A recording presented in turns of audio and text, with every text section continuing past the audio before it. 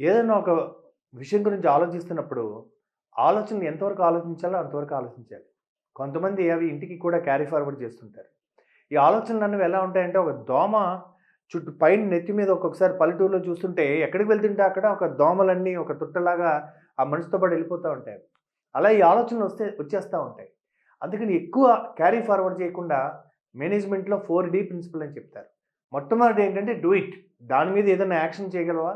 ఏదన్నా ఒక పని చేయగలవా? 1 ఆర్ 2 ఆర్ 3 యాక్షన్ చేయాలంటే చేసేయండి దానికి. సెకండ్ వన్ మీరు చేసేదేం లేదు. ఎవరికన్నా అప్పచెప్తే ఆ పని ఈజీగా అయిపోతుంది అనిపిస్తే వాళ్ళకి డెలిగేట్ చేసేయండి. మీ మైండ్‌లోంచి అది ఫ్రీ అయిపోతుంది.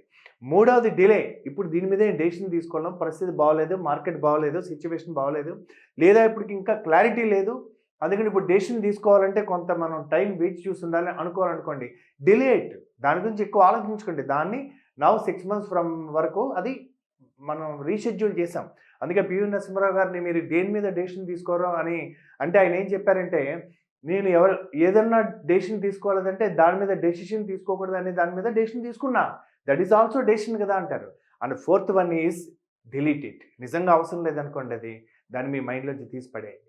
So then you will be really clear about what to focus and what not to focus. All the best.